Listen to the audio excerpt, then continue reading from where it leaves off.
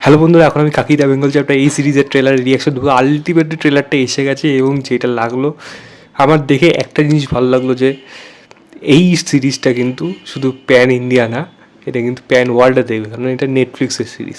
এখানে কিন্তু খামতি আছে ট্রেলারের মধ্যে, যেটা কিন্তু আমি বলবো, যেটা নেটফ্লিক্সের কাজের মধ্যে থেকে যতটা আশা করা ছিলাম সেটা আমি পেয়েছি নাকি সেটা আমি পরে বলছি। বাট ট্রেলারটা ইটসেলফ যে গল্পটা যেটুকু যা দেখে জানা যাচ্ছে যে শাশ্বত চ্যাটার্জি ক্যারেক্টার যে একজন গুন্ডা এবং তার দুটো রাইট হ্যান্ড আছে, এবং সেই গুন্ডা এমন কোনো ক্রাইম করছে যেটা খুব সম্ভবত কোনো বিশেষ ব্যক্তিকে মেরে ফেলা হোক।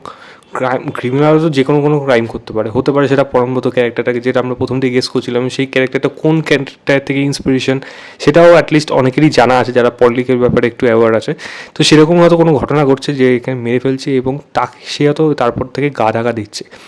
অপোজিশন পার্টির লিডার এসে এখানে চিত্রাঙ্গদা সিং হয়েছে, কোথা থেকে রেফারেন্স আশা করি বুঝেই যাচ্ছেন, এবং সে সঙ্গে মিডিয়া হোক সবাই এগুলো প্রোটেস্ট করছে। প্লাস সরকারের এমন কিছু ডিসিশন আছে যার উপর জনগণ প্রোটেস্ট করতে বেরোচ্ছে।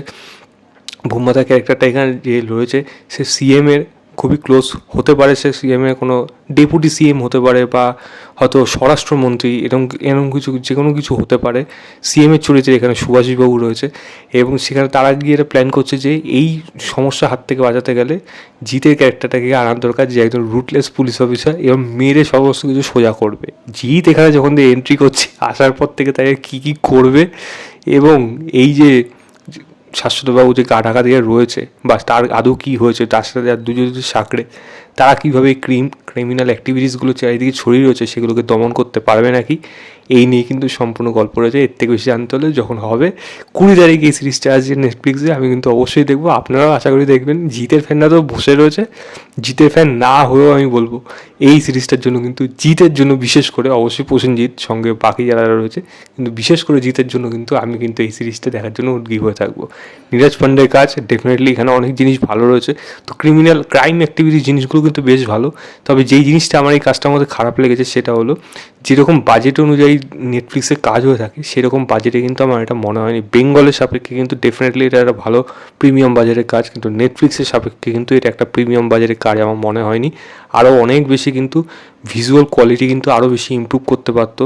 সেট সেট ডিজাইন হোক বা এই ব্লাস্ট হোক, অ্যাকশান হোক, এই জিনিসগুলো কিন্তু আরও ইমপ্রুভমেন্ট করা যেতে পারতো, যেগুলো আমার মনে হয় এই সিনেমাটা কোথাও হলে গিয়ে মিস করে গেছে।